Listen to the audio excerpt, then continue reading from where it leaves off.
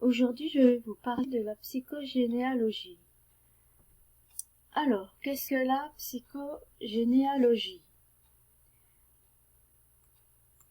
Anne Hansen Schutzenberger, psychologue, a développé ce concept dans les années 70. Cette pratique clinique vise à trouver une solution aux maux, aux échecs récurrents dont en souffrent les patients à partir de l'arbre généalogique. Le praticien va faire des connexions entre les histoires familiales du patient. Il va aussi mettre des mots sur les troubles des patients en relation avec les événements passés.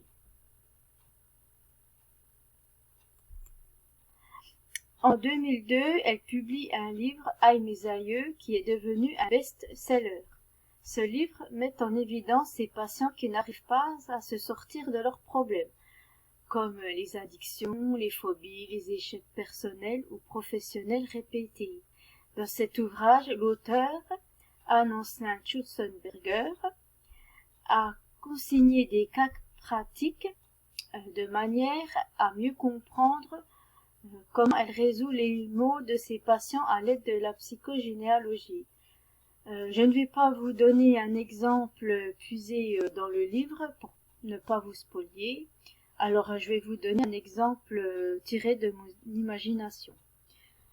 Donc, imaginons une femme se prénommant Pauline. Depuis l'obtention de son bac, elle n'arrive pas à décrocher d'autres diplômes supérieurs au bac.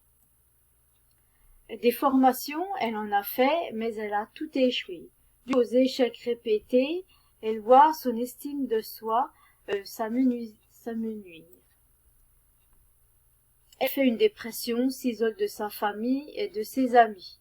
Elle décide en 2 épisodes de dépression de voir un psychogénéalogiste. Alors, un psychogénéalogiste, c'est un praticien. Il va placer les membres de sa famille sur un arbre, en commençant par les ancêtres les plus lointains sur le tronc, qui correspond au socle de la famille.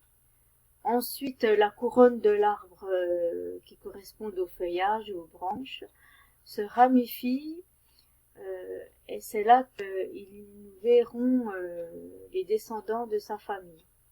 Pauline se souvient d'une histoire de son arrière-grand-mère qui a dû abandonner ses études pour se marier. Son aïeul en a beaucoup souffert. Pauline s'est aperçue que dans la lignée de son père, aucune des femmes dans sa famille n'a été loin dans les études malgré les revenus non négligeables des parents. Partant de là, c'est comme si c'était devenu une tradition. Égard à celles qui osent s'affranchir de cette culture. Le psychogénéalogiste pourrait interpréter les échecs de sa patiente comme un conflit de loyauté envers son arrière-grand-mère et toutes les femmes de sa famille. Bon, là en fait je fais un grand raccourci, mais c'est juste pour vous donner une idée de la psychogénéalogie. Parce qu'en fait c'est bien plus compliqué que ça. Il y a beaucoup d'analyses à faire, enfin voilà, avec c'est pas en une seule séance que l'on peut résoudre les problèmes.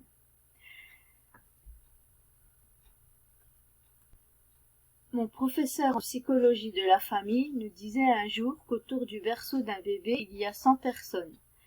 Qui sont-elles? Ce sont les membres de la famille, toutes générations confondues. Chacun dépose sur ce bébé leur bagage psychique, culturel et leurs problèmes non résolus dans les placards. Il va traîner avec lui les fardeaux de ses ancêtres. Le problème est que s'il ne résout pas ces maux, il va les transmettre aux générations futures. Bien entendu, tout le monde ne porte pas de la même façon le fardeau de l'aïeul. Tout dépend aussi de la structure de la personnalité, de la personne, comment cette dernière gère le problème. Les symptômes, les troubles peuvent sauter d'une génération à une autre. J'ai entendu des critiques sur cette thérapie en doutant de son efficacité. Cependant, le livre de Anne Hansen Schutzenberger, Aïe mes aïeux, et d'autres ouvrages portant sur le même sujet m'ont vraiment convaincu de l'efficacité de cette pratique. Je vous recommande cet ouvrage, il explique bien ce qu'est la psychogénéalogie. Vous trouverez des cas cliniques dont l'auteur a trouvé le pourquoi des mots.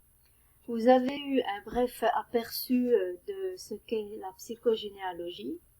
J'espère que vous avez aimé cette vidéo. Si c'est le cas, n'hésitez pas à liker, à commenter ou à vous abonner à cette chaîne.